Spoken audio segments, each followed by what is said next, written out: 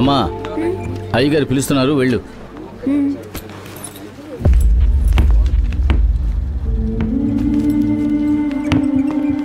ఎంతసేపు ఇక్కడే కదా కూర్చున్నాడు, ఎక్కడికి వెళ్ళాడు?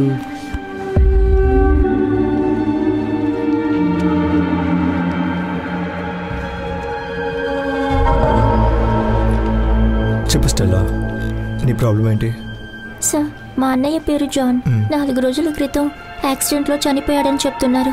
కానీ నాకు సందేహంగా ఉంది సార్. సందేహం అంటే? మా అన్నయ్య చనిపోయేటప్పుడు బాగా తాగున్నాడని చెప్పారు, కానీ మా అన్నయ్య తాగడు సార్. ఇప్పుడు పిల్లలు ఇంటికి తెలిసేటట్టుగా ఏ తప్పు చేయరు కదమ్మా. లేదు సార్, మా అన్నయ్య తాగడు.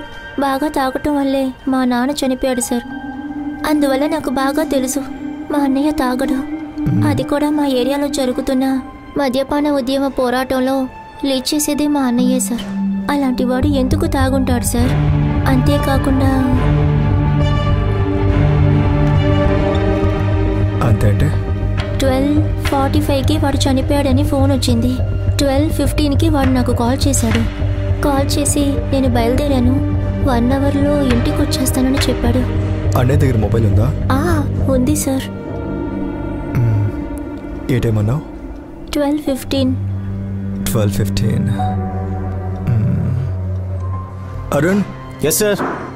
ఆ జాన్ కేస్ ఫైల్ తీసుకురండి. అలాగే సార్. Sir command. సరే, మీరు వెళ్ళొచ్చు. సరే సార్. సరే స్టెల్లా, మీరు బయలుదేరండి. నేనేంటో విచారించాక చెప్తాను. Okay sir.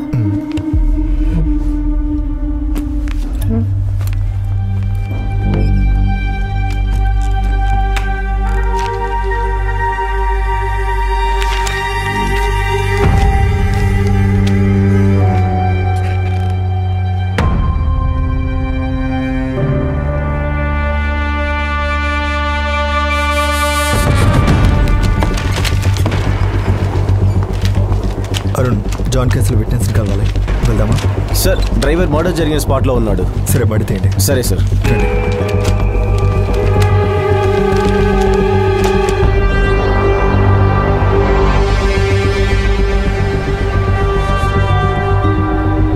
ఈ జాన్ కేసు సాధారణమైన కేసు అయి ఉండకూడదా సార్?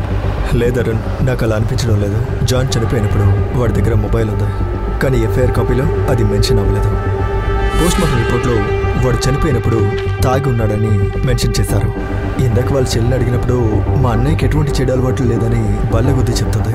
ఆల్కహాల్కి అగైన్స్ట్గా ఉన్న అన్ని పోరాటాల్లోనూ ముందుకొచ్చి నిల్చునేది జాన్. అటువంటప్పుడు జాన్ ఎందుకని ఆ రోజు తాగుంటాడు? అది మాత్రమే కాదు, జాన్ చనిపోవడానికి 1/2 అవర్ బిఫోర్ తన చెల్లెలు స్టెల్లాకి కాల్ చేసి ఇంకో 1 అవర్ లోపల ఇంట్లో ఉంటాను అని టైం చెప్పాడంట. అంటే జాన్ చనిపోయింది 12:30కి, జాన్ స్టెల్లాకి కాల్ చేసింది 12:15కి. అంటే ఆ 1/2 అవర్లో ఏం జరుగుతుంది?